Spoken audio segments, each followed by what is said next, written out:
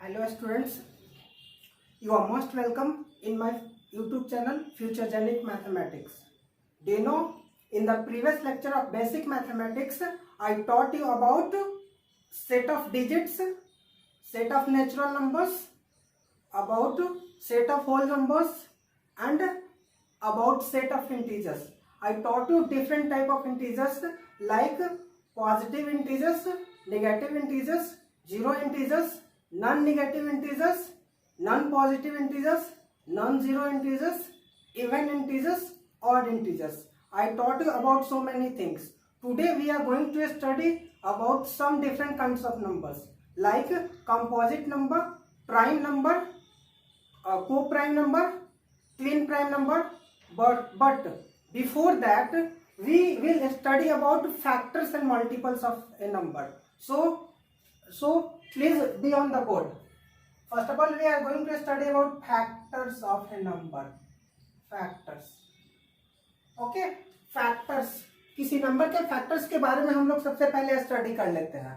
Factors क्या होता है, ठीक. तो फैक्टर्स ऑफ ए नंबर यानी कि यूं कह सकते हैं कि फैक्टर्स ऑफ ए नंबर इसको सिंपली लिख सकते हैं all those number, all those numbers that divide a given number. देखिए कितना इंटरेस्टिंग बात लिखा है. फैक्टर्स को हिंदी में लोग गुणनखंड बोलते हैं, ठीक. तो किसी नंबर का फैक्टर निकालना हो तो हम क्या करेंगे, all those number that divides the given number. मतलब किसी दिए हुए नंबर का फैक्टर निकालने के लिए हम क्या देखेंगे कि उस नंबर को कौन कौन से नंबर डिवाइड कर रहा है, ठीक. जो नंबर उस नंबर को डिवाइड कर देगा वो उस नंबर का क्या होगा, फैक्टर होगा. जैसे एग्जांपल्स के लिए हम देख लेते हैं, इसका एग्जांपल दे देते हैं. यहाँ फैक्टर्स अपॉन 12 की बात करें. किसकी बात, फैक्टर्स ऑफ 12 की. फैक्टर्स ऑफ 12 का मतलब कि all that numbers that divide 12. देखिए फैक्टर्स ऑफ 12 में क्या कर रहा है, वे सभी संख्या जो 12 को विभाजित कर दे, ठीक. मतलब वे सभी संख्या जो 12 को पूरा विभाजित कर दे. तो बताइए, तो 1 भी 12 को डिवाइड कर देगा, 2 भी कर देगा, 3 भी कर देगा, 4 भी कर देगा, 6 भी कर देगा एंड 12 भी कर देगा. ये हमारा क्या होगा, this is the possible factors of 12. मतलब ये 12 का पॉसिबल फैक्टर्स हो गया, मतलब ये 12 का गुणनखंड हो गया. अब यहाँ देखिए, तो इसमें हम बता सकते हैं ये कि आपसे पूछे कि विच is the smallest factor of 12, मतलब कि 12 का सबसे छोटा फैक्टर कौन सा है, तो आपका आंसर क्या होगा 1. एंड बोलेंगे विच is the largest factor of 12, मतलब कि 12 का सबसे बड़ा फैक्टर क्या होगा, तो आपका आंसर क्या होगा 12. देखिए 12 का सबसे बड़ा फैक्टर क्या होगा 12, मतलब कि the largest factor of A number is the number itself. मतलब किसी भी नंबर का सबसे बड़ा फैक्टर दिया हुआ नंबर ही होता है. जैसे 36 का कोई पूछेगा विच is the smallest factor of 36, मतलब 36 का सबसे छोटा फैक्टर क्या है, तो आप आंसर क्या देंगे 1.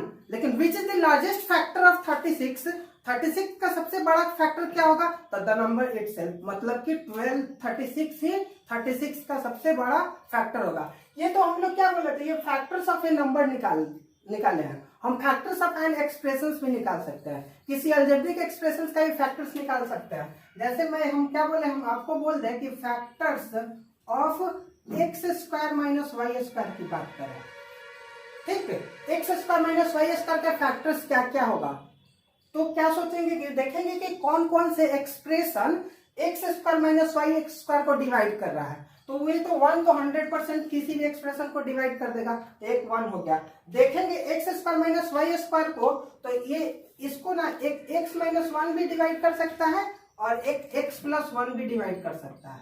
और क्या क्या इसको डिवाइड करेगा, तो एक और जो है ना द एक्सप्रेशन इटसेल्फ, मतलब कि x square minus Y square divide कर देगा. तो हमारा यहाँ जो होगा 1 x minus 1 x plus 1 and x square minus Y square.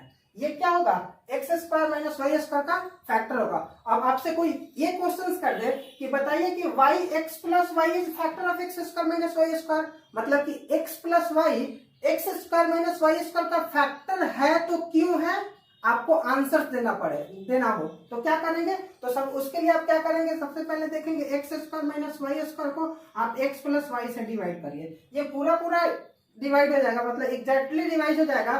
तो ये क्या हो जाएगा, इसका मतलब कि X plus Y X square minus Y square का एक फैक्टर होगा। तो इसको करेंगे तो X square minus Y square, आप याद करिए algebraic identity, A square minus B square क्या होता है, A plus B into A minus B. तो वैसे ही लिखेंगे तो X minus Y into X plus Y हो जाएगा। ठीक, अब इसको एक्स प्लस वाई से डिवाइड कर दे तो एक्स प्लस वाई से इससे कटेगा, कितना टाइम्स में कट गया, एक्स माइनस वाई टाइम्स में। मतलब कि यूं कहिए कि x square minus Y square x plus Y से x minus one times x minus y times में पूरा पूरा कट गया। मतलब कि एक्स प्लस वाई जो है ना X square minus Y square का फैक्टर है। ठीक, तो हम बहुत आसानी से अलजेब्रिक आइडेंटिटीज का मतलब कि अलजेब्रिक एक्सप्रेशंस का भी फैक्टर से निकाल सकता है। फिर अगला एक एग्जांपल से एक और लेते हैं, आपको बोल दे कि you write factors of X square Y, हम इसके फैक्टर्स को लिखने को बोल दे कि आप एक्स स्क्वायर वाई का फैक्टर्स लिखे। ठीक, तो पहले देखिए ये तो 1 से 100% डिविजिबल होगा तो ये हो जाएगा एक्स स्क्वायर वाई को यदि एक्स से डिवाइड करते हैं एक्स वाई टाइम्स में कट जाएगा, तो ये हमारा ये क्या हो जाएगा, इसका एक्स भी एक फैक्टर होगा, उसके बाद एक्स स्क्वायर भी फैक्टर होगा। ठीक, क्योंकि X square Y X square से डिविजिबल है। उसके बाद में हम बात करें तो एक्स वाई भी फैक्टर हो सकता है, वो सिंपली वाई भी फैक्टर हो जाएगा और एक्स स्क्वायर वाई भी फैक्टर होगा। तो these all are the factors of X square plus Y. अब पता है यही फैक्टर और मल्टीपल्स का मीनिंग एचसीएफ और एलसीएम के डेफिनेशंस को समझने में बहुत हेल्प करेगा। ठीक, तो हम एक्सप्रेशंस का और कोई गिवन नंबर्स का फैक्टर्स निकालना सीख लिए। अब हम आगे देखते हैं मल्टीपल ऑफ ए नंबर, मतलब किसी नंबर का मल्टीपल कैसे निकालेंगे। ठीक, फैक्टर को हम लोग हिंदी में बोलते हैं गुणनखंड या अपवर्तक बोलते हैं। हिंदी का खास मतलब नहीं है, आपको मीनिंग एग्जैक्ट मीनिंग समझ आना चाहिए कि फैक्टर का मतलब क्या होता है, ये समझ गए उतना ही आपके लिए काफी है। ठीक, अब फैक्टर के बाद बात आती है हमारा मल्टीपल्स की। मल्टीपल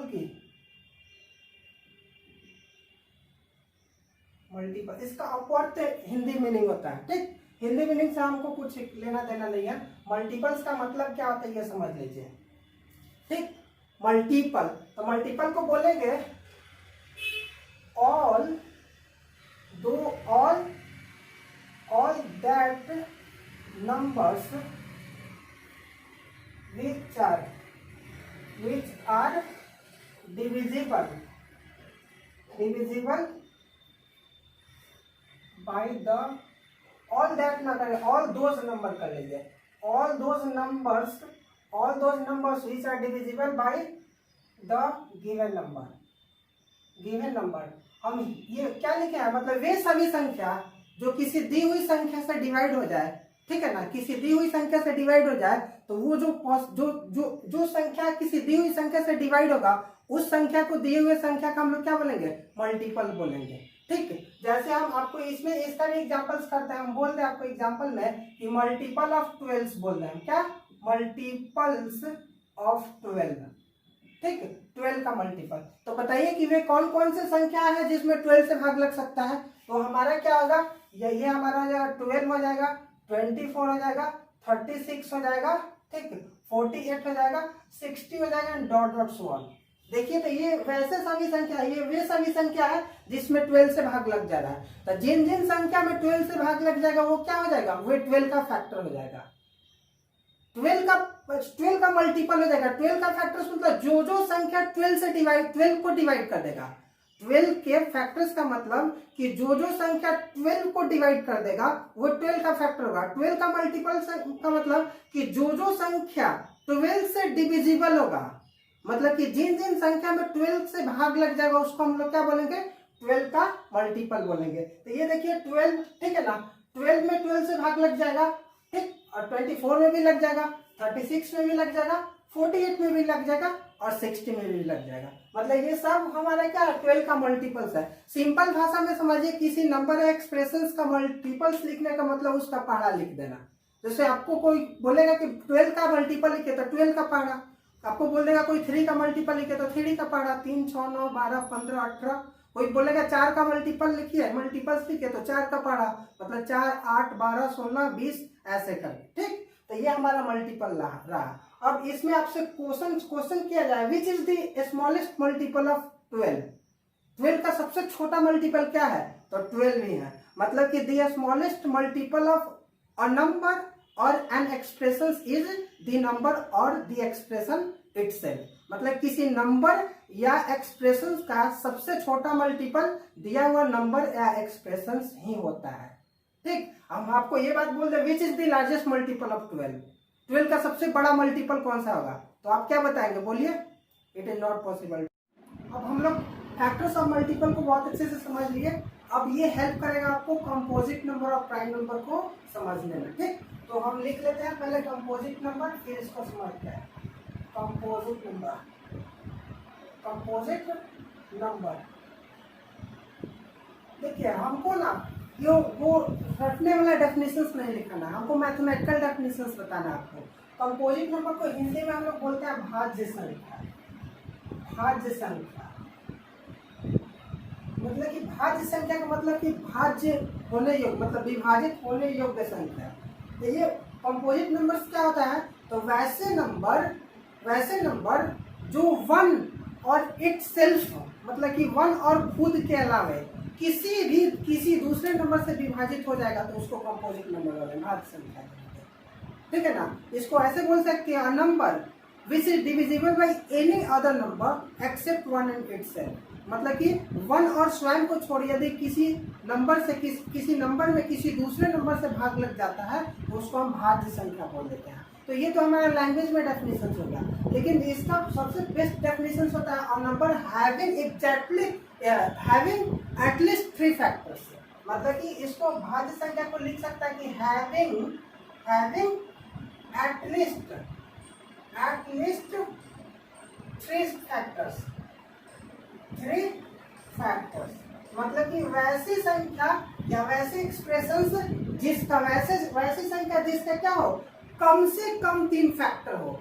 कम से कम 3 फैक्टर, ज्यादा से ज्यादा कितना भी हो मतलब नहीं है। मतलब कि कंपोजिट होने के लिए क्या कंडीशन है? कम से कम 3 फैक्टर चाहिए। जैसे 1 की बात करें तो 1 का कितना फैक्टर है? 1 का 1 ही फैक्टर है। 2 की बात करेंगे तो 2 का 1 और 2 फैक्टर है। 3 की बात करेंगे तो इसका क्या आ जाएगा? 3 का, इसका फैक्टर क्या आ जाएगा? 3 के फैक्टर को देखेंगे तो 3 का आ जाएगा 1, ठीक है ना, 3 2 ही फैक्टर होगा। 4 की बात करें तो 4 का फैक्टर होगा, 4 के फैक्टर की बात करें मतलब 4 को डिवाइड करने वाला नंबर, तो ये क्या आ जाएगा? 1 हो जाएगा, 2 हो जाएगा और 4 हो जाएगा। देखिए तो 4 का इसका एक ही फैक्टर है, इसका 2 फैक्टर है, 2 का 2 फैक्टर है, 3 का 2 फैक्टर है। 4 का कितना है? 1 2 3 फैक्टर्स है। 4 का कितना फैक्टर है? 3 फैक्टर्स। हम कंपोजिट को बता रहा है कि हैविंग एटलीस्ट 3 फैक्टर्स, कम से कम 3 फैक्टर्स हो। तो यहाँ 4 का 3 फैक्टर हो गया, मतलब कि 4 इज अ कंपोजिट नंबर, ठीक। 5 की बात करेंगे तो 5 का कितना? 1 और 5 2 ही फैक्टर्स हुआ। 6 की बात करें तो 6 का फैक्टर्स हो जाएगा, 1 हो जाएगा, 2 हो जाएगा, 3 हो जाएगा और 6 हो जाएगा। मतलब कि 6 का 4 फैक्टर्स हो गया।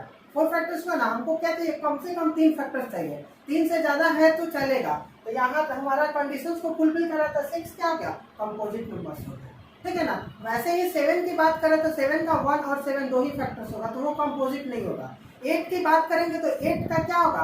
8 की बात करें तो इसका कौन कौन से फैक्टर होगा? 1 होगा, 2 होगा, उसके बाद में 4 होगा, उसके बाद में 8 होगा। इसका ही 4 फैक्टर्स हो जाएगा, मतलब कि 8 भी कंपोजिट है। तो हम कंपोजिट का मतलब क्या समझेंगे कि वैसे नंबर जिसका कम से कम 3 फैक्टर हो, ठीक, उसे कंपोजिट बोलेंगे। इसका एग्जांपल्स भी लिख लेते हैं, ठीक। इसका एग्जांपल वहीं लिखेंगे। हमारा ये 4 हो जाएगा, ठीक है, 6 हो जाएगा, 8 हो जाएगा, 9 हो जाएगा, 10 हो जाएगा, 11 नहीं होगा, 12 होगा, डॉट, ठीक है। अब आपसे पूछेगा कोई कि विच is the smallest composite number, तो 4 is the smallest composite number. सबसे छोटा कंपोजिट नंबर क्या है? 4 है, ठीक। अब कंपोजिट के बाद बात आती है प्राइम नंबर की। हम बताते हैं इसको, आप समझते जाइए, ये लिखने का नहीं है, ये बेसिक क्लास है, केवल समझ लीजिए ताकि कॉम्प्लेक्स नंबर वगैरह चाहे 11th का चैप्टर समझने में मजा आए, ये आपको हेल्प मिले। अब कंपोजिट नंबर्स के बाद बात आती है प्राइम नंबर की। प्राइम नंबर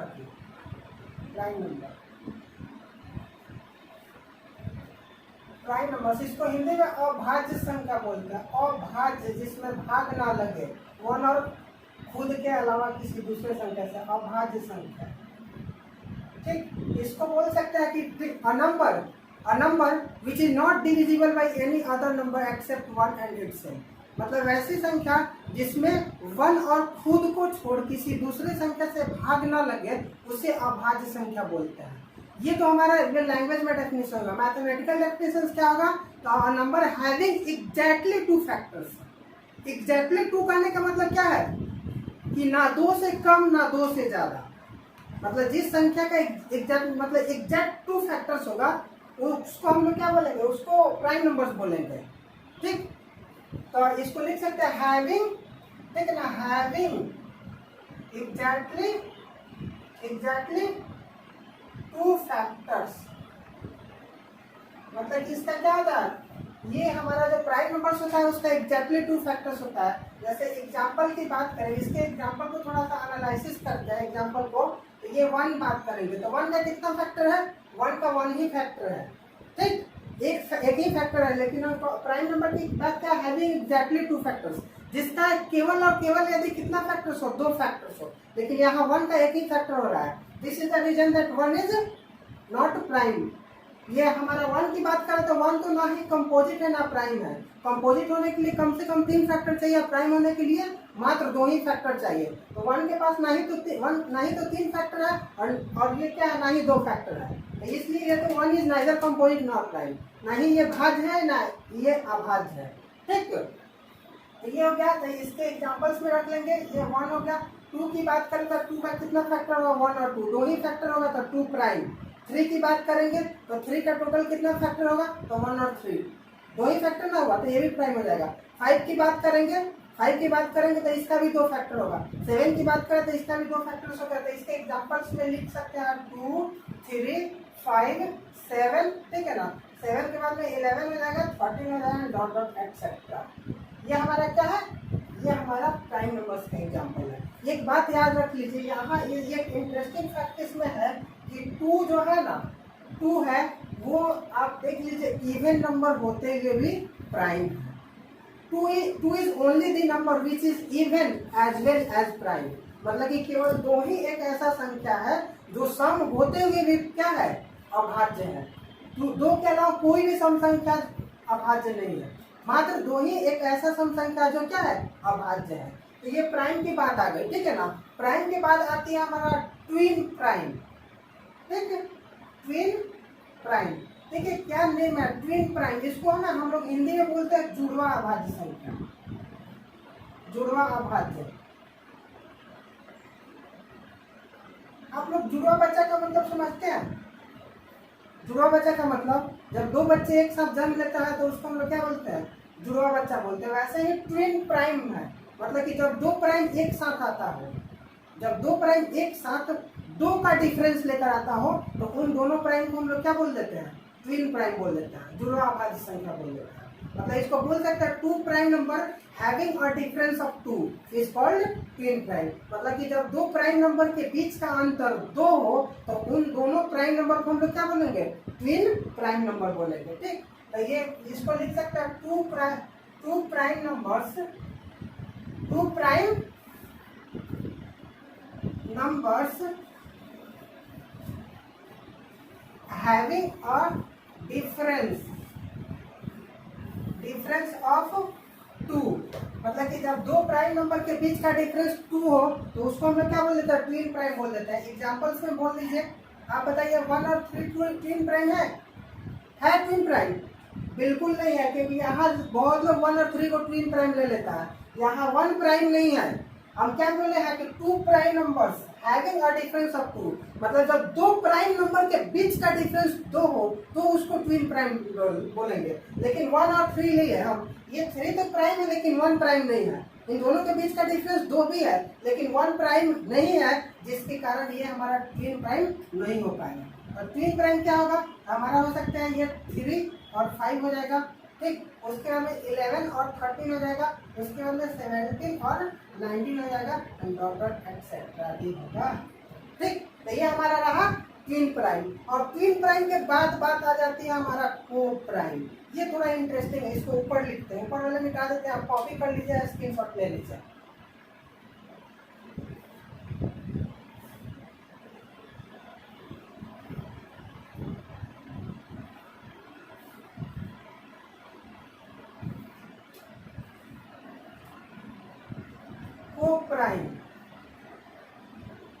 को प्राइम नंबर्स, इसको ना हम लोग हिंदी में बोलते हैं सहअभाज्य संख्या।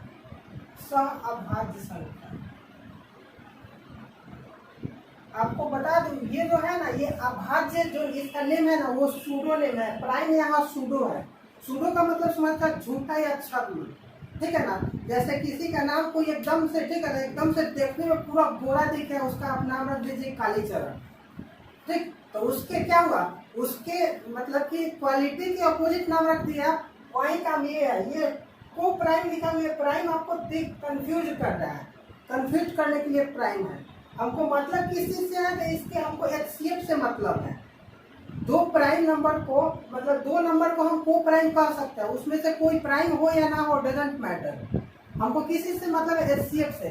मतलब हम दो नंबर लेते हैं और दोनों के बीच का एचसीएफ 1 हो जाता है, यानी दो नंबर के बीच, ठीक है ना, 1 के अलावा कोई भी फैक्टर कॉमन नहीं होता है, तो उन दोनों नंबर को हम लोग क्या बोल देते हैं, को प्राइम नंबर बोल देंगे। जैसे आप 2 और 3 और 4 को भी को प्राइम बोल सकते हैं, क्योंकि 3 और 4 के बीच 1 के अलावा कोई भी फैक्टर कॉमन नहीं होगा। यानी हम कह सकते हैं कि 1 और 3 और 4 का एचसीएफ क्या है, 1 है। मतलब कि जब दो नंबर का एचसीएफ 1 हो जाता है, यानी जब दो नंबर का 1 के अलावा कोई भी फैक्टर कॉमन नहीं होता है, तो उसको हम लोग क्या बोल देते हैं, उसको हम लोग बोल देते हैं को प्राइम नंबर, ठीक है ना। तो इसको बोल सकते हैं टू नंबर्स हैविंग एचसीएफ 1, ठीक। इसको ऐसे भी बोल सकते हैं, ऐसे भी स्टैंडर्ड में लिख सकते हैं कि टू नंबर्स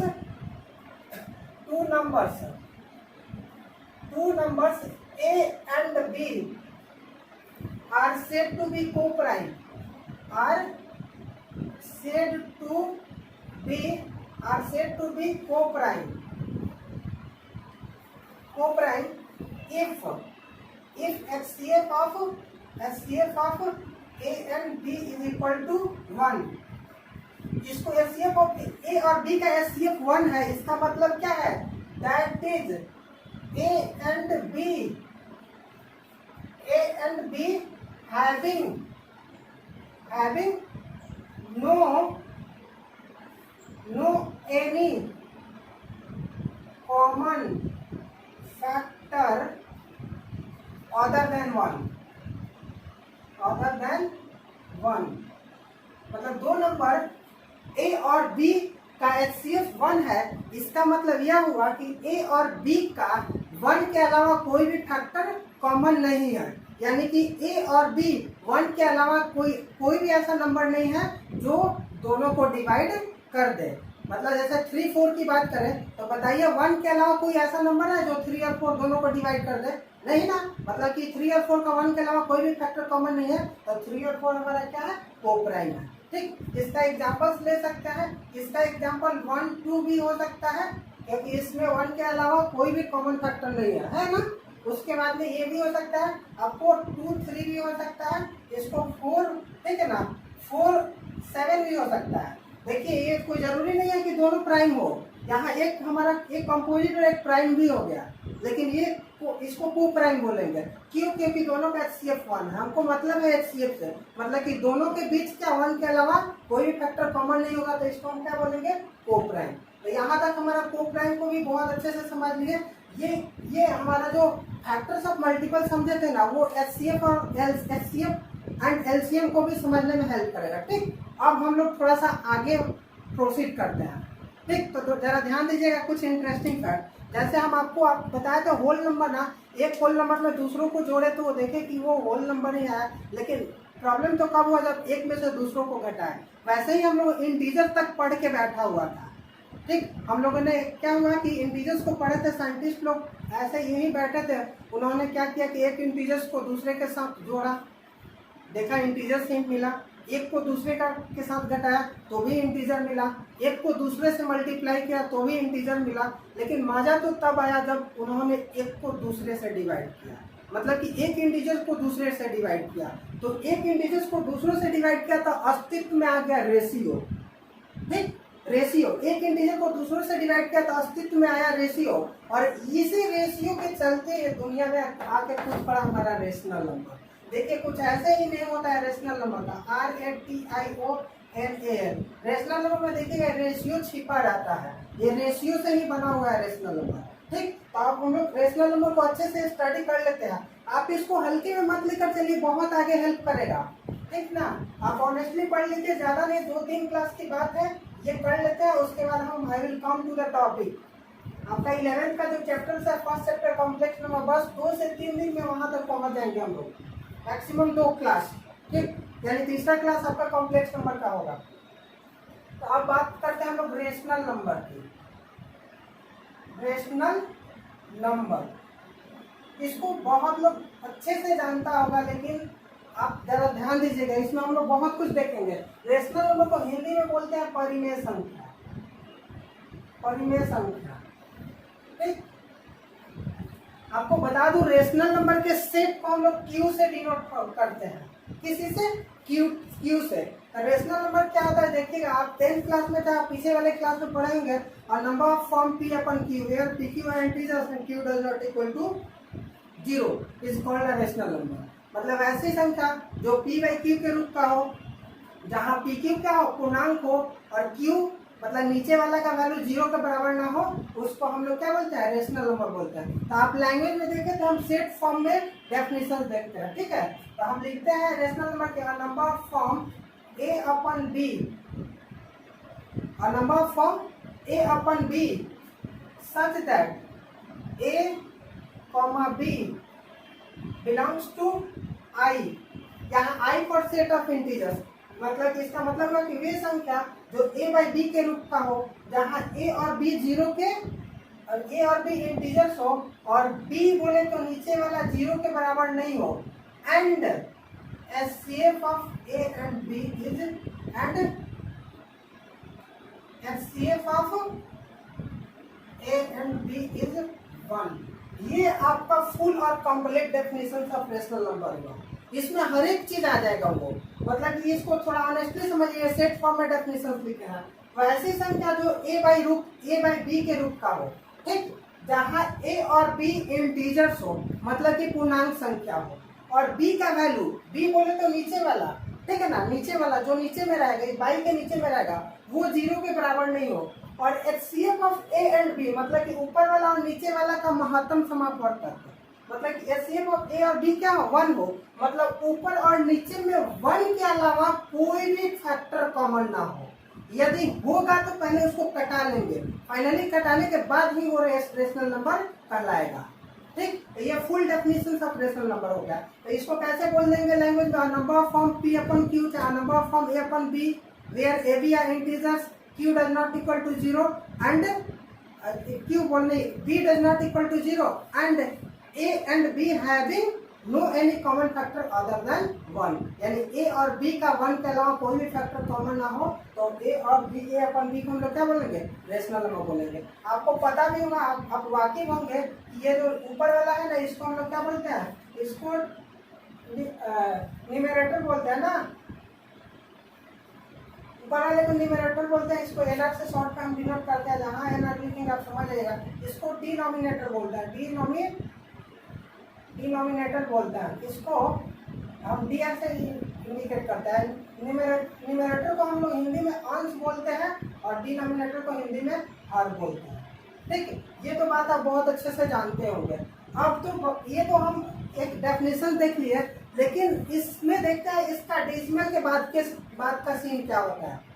रेशनल नंबर के डेसिमल के बाद का सीन क्या होता है, ये भी देखना जरूरी है। तो इसके लिए हम एक एग्जाम्पल कोट करते हैं, ठीक है ना। जैसे हम ले लेते हैं ये 2 अपन, ठीक है ना, ये 1/2 की बात करें। 1/2 का मतलब कि 1 को 2 से डिवाइड करना। देखिए ये रेशनल नंबर है ना, A/B के फॉर्म का नीचे वाला 0 नहीं हो सकता है, क्योंकि नीचे में 0 लेंगे तो वो अनडिफाइंड आ जाएगा। तो 1/2 बोले तो ये 0.5 आ गया। मतलब कि 1 को 2 से डिवाइड करें तो डेसिमल के बाद एक अंक के बाद कट गया पूरा पूरा 0.5 आया। ठीक, उसके बाद 2/3 की बात करें, 2/3 की बात करें। देखिए अभी भी 2/3, ये 1 के अलावा कोई भी फैक्टर कॉमन नहीं है, ये रेशनल नंबर है। अब डिवाइड करेंगे तो क्या आएगा, I think 0.6666 dot dot till infinity तक आएगा। इसको ऐसे भी लिख देते हैं, 0.6 पे रेफरेंस दे देते हैं। ठीक, वैसे ही आप कोई भी रेशनल नंबर ले लीजिए, जैसे 4/5 को लेते हैं, है कि नहीं, 4/5 को लेते हैं तो ये क्या आ जाएगा, ये आ जाएगा, ये 0.8 आ जाएगा, है ना। वैसे ही कुछ और ले लेते हैं, जैसे आपको ये 1/80 ले लेते हैं। क्या ले लेते हैं, 1/80 ले लेते हैं। इसमें भी 1 के अलावा कोई भी फैक्टर कॉमन नहीं है, तो इसको डिवाइड करेंगे तो क्या आएगा, तो रफली आप कर भी सकते हैं कि 1 को हमको 80 से डिवाइड करना है, ठीक है ना। डेसिमल लेंगे, यहाँ 0 आएगा, यहाँ 0 आएगा, अभी भी छोटा है तो एक और 0 लेंगे, यहाँ 0 पड़ेगा, तो ये हमारा 81 है, कितना आ जाएगा 80, ठीक है ना। यहाँ क्या बच जाएगा 20, फिर क्या एक 0 पड़ेगा, 82 जा कितना आ जाएगा, 82 जा हो जाएगा आपका 160, 4 बचेगा 0, एक और 0 पड़ेगा, 85 जा कितना होता है, 85 जा आपका हो जाता है 400। मतलब कि हमारा कितना आ जाएगा, ये आपका हो जाएगा 0 पॉइंट, ठीक है ना, 0.0125। ये भी टर्मिनेट कर गया, मतलब ये भी पूरा पूरा डेसिमल के सम डिजिट्स के बाद पूरा पूरा कट गया। ठीक, तो ये देख रहे हैं कि हम डेसिमल नंबर को, मतलब कि रेशनल नंबर को डेसिमल फॉर्म में एक्सप्रेस कर रहा है, मतलब कि दशमलव रूप में अभिव्यक्त कर रहा है। तो देख रहे हैं एक तो पूरा पूरा डेसिमल के बाद मतलब कि कुछ डिजिट के बाद कट जा रहा है या फिर रिपीट कर रहा है। ठीक, तो ये पूरा पूरा कट गया, ये एक ही डिजिट रिपीट कर रहा है। आप इनफाइनाइटली कटाते जाएंगे, ये रिपीट करता जाएगा, ये मानेगा नहीं, ये रिपीट करेगा ही करेगा। ठीक, इसको देख रहे थे, ये भी कट गया, डेसिमल का सम डिजिट्स के आफ्टर कट गया, ये भी डेसिमल के 4 डिजिट के आफ्टर पूरा पूरा कट गया। ठीक, तो फाइनली ये पता चला कि डेसिमल मतलब कि रेशनल नंबर को डेसिमल टर्म में रिप्रेजेंट किए तो वो आ जा रहा है, एक पूरा पूरा कट जा रहा है। तो जब पूरा पूरा कट जाएगा तो उस टाइप के डेसिमल रिप्रेजेंटेशन को हम लोग टर्मिनेटिंग डेसिमल बोलेंगे। ठीक, क्या बोलेंगे, टर्मिनेटिंग डेसिमल। मतलब कि ये हमारा ये पूरा पूरा कट गया तो ये हमारा क्या है, इसको टर्मिनेटिंग डेसिमल है। टर्मिनेट्स का मतलब आप समझते हैं कम्स टू एंड, मतलब कि जिसका अंत हो जाता हो, मतलब जो पूरा पूरा कट जाता हो, तो ये टर्मिनेटिंग डेसिमल है। ये नहीं कटा, आप कितना भी कटाइए रिपीट कर रहा है। देखिए 6666 कोई डिजिट या सेट ऑफ डिजिट्स जब रिपीट करेगा ना तो उसको नॉन टर्मिनेटिंग बट रिपीटिंग बोलेंगे। तो ये हमारा किस टाइप का डेसिमल है, ये रिपीटिंग डेसिमल है, रिपीटिंग डेसिमल है, ठीक है ना। और इसकी भी बात करें तो ये भी कट गया पूरा पूरा, तो ये हमारा क्या है, ये भी टर्मिनेटिंग है, टर्मिनेटिंग है। ये भी पूरा पूरा कट गया, मतलब कि ये भी हमारा जो क्या है, ये टर्मिनेटिंग, क्या है, टर्मिनेटिंग। अब हम ये कोट कर सकते हैं कि जब कोई रेशनल नंबर P अपन Q को चाहे A अपन B को डेसिमल फॉर्म में एक्सप्रेस करेंगे तो यह या तो रिपीटिंग होगा या टर्मिनेटिंग होगा। क्या होगा, तो इसको आप स्क्रीनशॉट कर लीजिए एग्जांपल लिखने के लिए। तब तक हम मिटा के थोड़ा सा आगे वाला बात लिख देते हैं।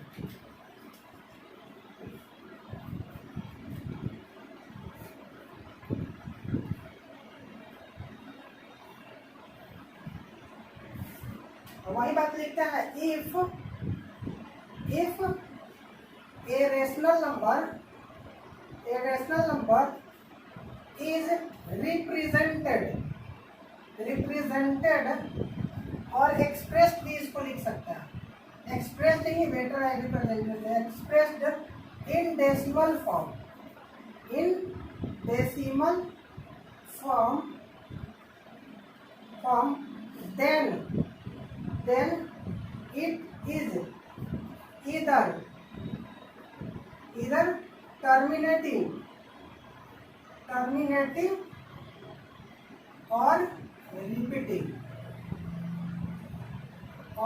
repeating इसका मतलब जरा समझ लेते हैं। क्या लिखे हैं कि if a rational number is represented और एक्सप्रेस्ड इन डेसिमल फॉर्म, मतलब कि किसी रेशनल नंबर को हम दशमलव रूप में अभिव्यक्त करेंगे, ठीक है ना, या निरूपित करेंगे, तो उसका जो वो नंबर होगा ना, वो या तो टर्मिनेटिंग होगा, मतलब या तो डेसिमल के सम डिजिट्स के बाद पूरा पूरा कट जाएगा, या रिपीटिंग होगा, मतलब कि सेट ऑफ डिजिट्स, मतलब कि कुछ अंक या अंक का ग्रुप क्या करेगा, रिपीट करेगा, बार बार वहीं आएगा।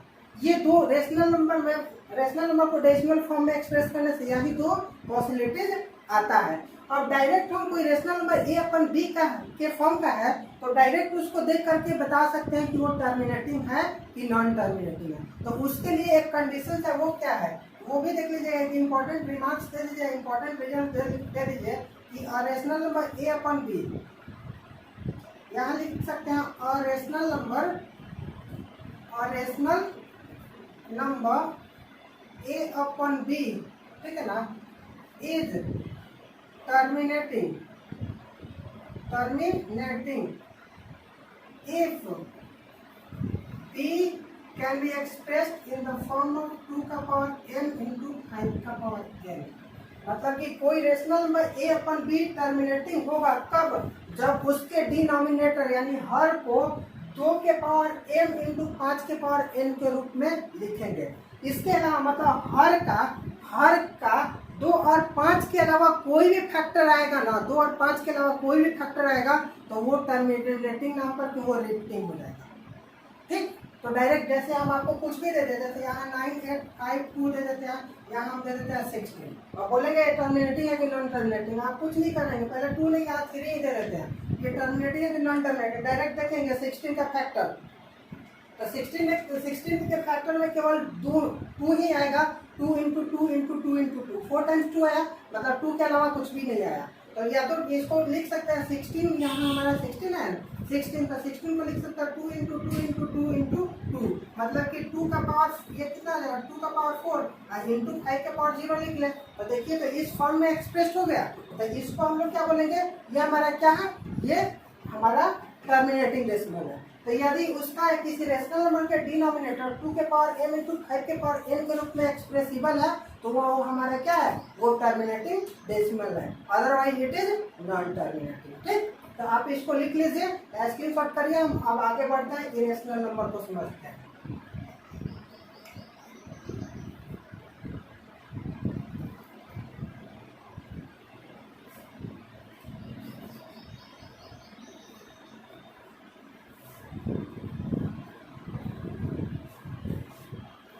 और बात आती है हमारा irrational number.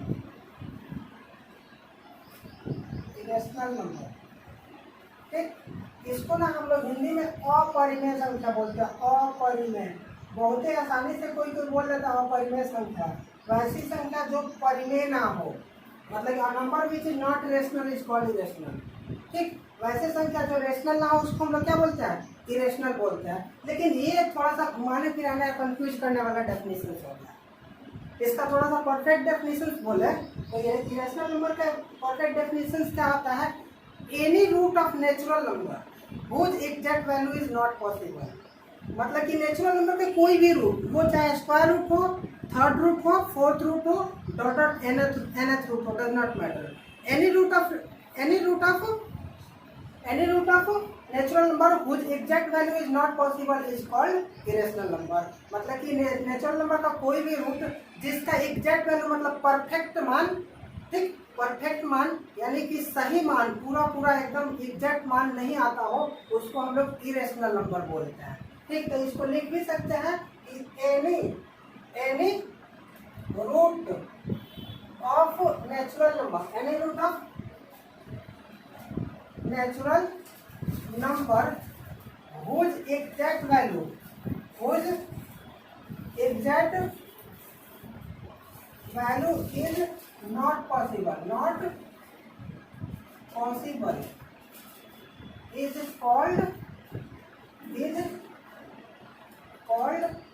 an irrational number। ठीक, मतलब कि नेचुरल नंबर का कोई भी रूट हो जिसका सही मान नहीं है, वो क्या होगा, इरेशनल होगा। एग्जाम्पल इसका समझते हैं, एग्जाम्पल के थ्रू, ये थोड़ा इंटरेस्टिंग है, इसको अच्छे से समझेंगे अभी हम लोग। ये हमारा क्या है, जैसे हम रूट अंडर, आपको क्या ले लें, रूट अंडर मतलब कि 4 ले लेते हैं, रूट अंडर 4।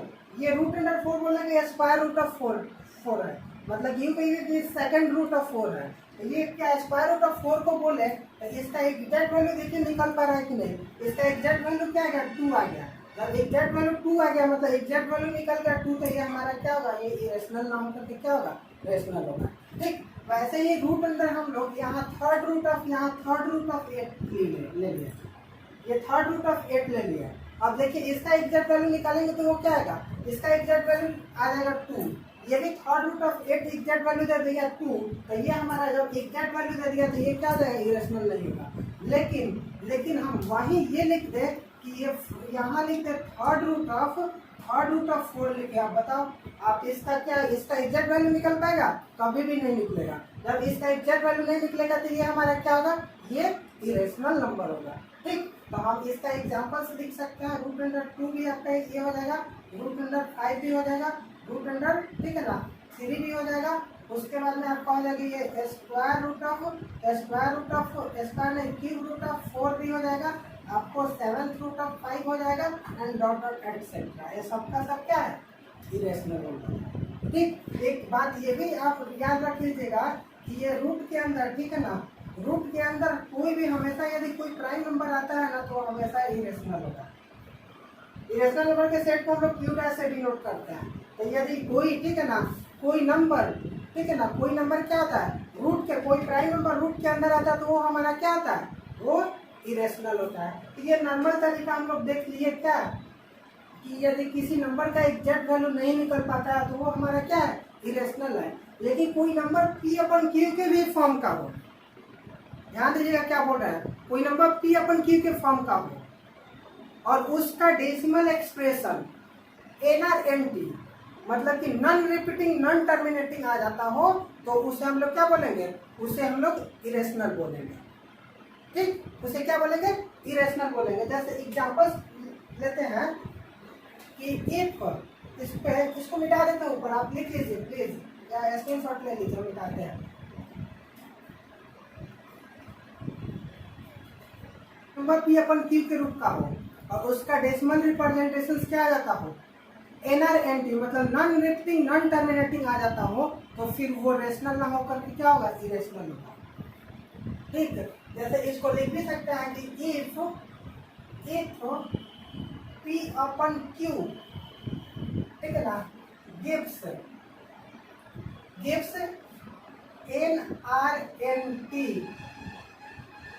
NRNT का मतलब समझेंगे नॉन रिपीटिंग नॉन टर्मिनेटिंग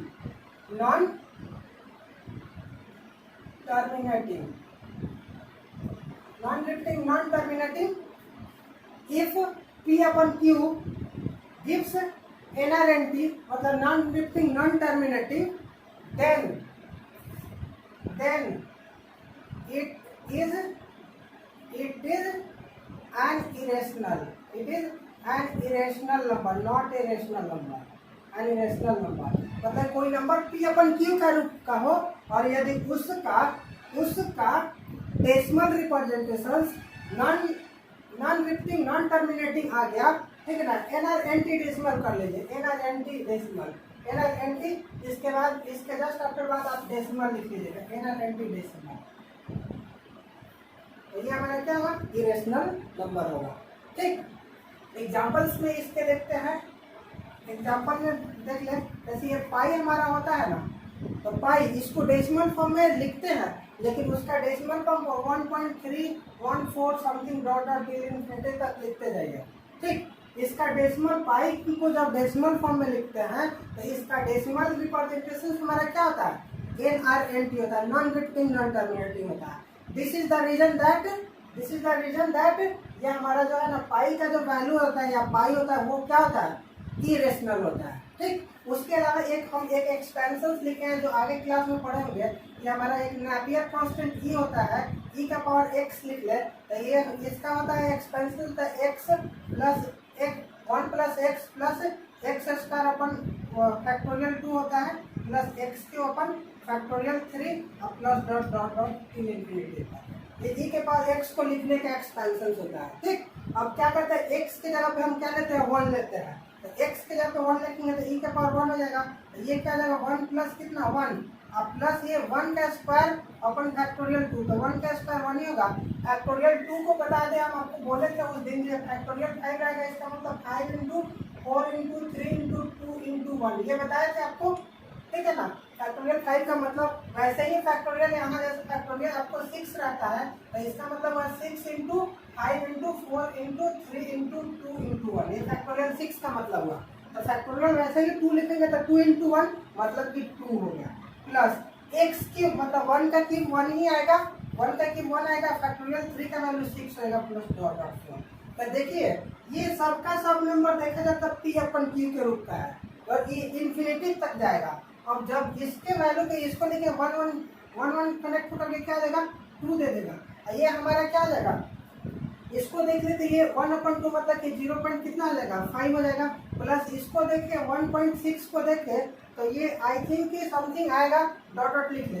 अब ये सबको डेसिमल फॉर्म में एक्सप्रेस करेंगे ना, डेसिमल फॉर्म में उसको जब रिकलेक्ट करेंगे हम लोग, कलेक्ट करेंगे तो वो अप्रोक्सीमेटली 2.718 समथिंग आएगा। मतलब ये नंबर सब दिख रहा है p अपन q के फॉर्म का, ठीक है ना। और जब इसको फाइनली डेसिमल फॉर्म में एक्सप्रेस करें तो इसका डेसिमल रिप्रेजेंटेशन क्या आ गया, NRNT आ गया, मतलब कि नॉन रिपीटिंग नॉन टर्मिनेटिंग आ गया। जब p अपन q के फॉर्म का है और डेसिमल रिप्रेजेंटेशन NRNT मतलब नॉन रिपीटिंग नॉन टर्मिनेटिंग आ गया, इसके मतलब e का जो वैल्यू है ना 2.718 ये अप्रोक्स वैल्यू है। इससे ये क्लियर हो रहा है ना कि हमारा जो e है यानी नेपियर कांस्टेंट e है, ये हमारा क्या है, ये इरेशनल नंबर है, ठीक। ये हमारा क्या है, इरेशनल नंबर है। सो e इज इसको लिख भी सकते ब्रैकेट में, इट इज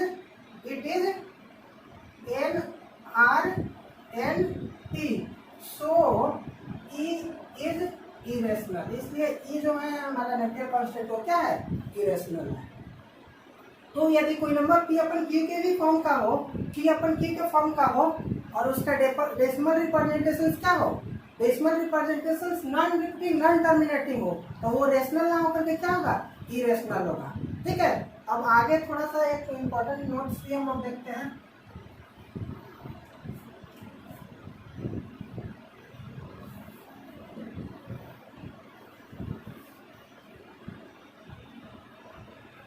देखिए आपको एक बात बताना चाहते हैं कि एक इम्पोर्टेंट बात बोलना चाहते हैं कि ठीक है ना, कि rational number and irrational number are just alternate to each other. अब बोल क्या रहे हैं ये देखिए कि रेशनल नंबर और इरेशनल नंबर एक दूसरे के अल्टरनेट होता है। कहने का मतलब कि कोई रेशनल नंबर है ना तो उसके जस्ट क्लोज का नंबर इरेशनल ही होगा, रेशनल नहीं होगा, ठीक। या कोई इरेशनल नहीं होगा तो उसके क्लोज का वेरी वेरी क्लोज का नंबर क्या होगा, इरेशनल होगा तो रेशनल होगा, समझे।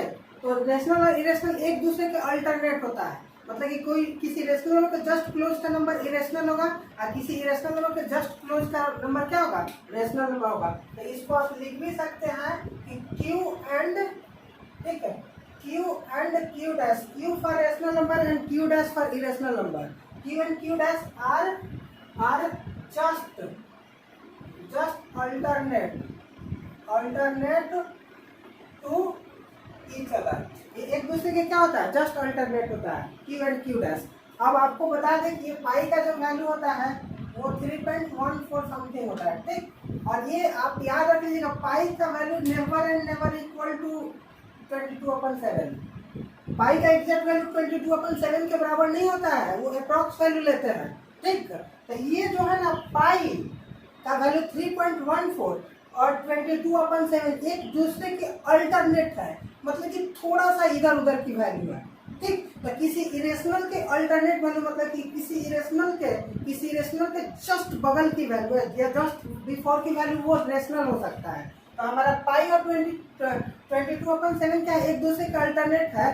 This is the reason that pi is irrational and 22/7 is rational. और यही कारण है कि हमारा पाई क्या है, इरेशनल है और 22/7 रेशनल है। तो लिख भी सकते हैं since pi and 22/7 are next to each other,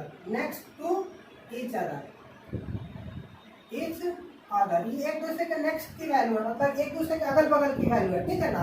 लेकिन पता है पाई इरेशनल है, तो हमारा क्या हो जाएगा 22/7 कितना रेशनल है। सो 22/7 is what? रेशनल।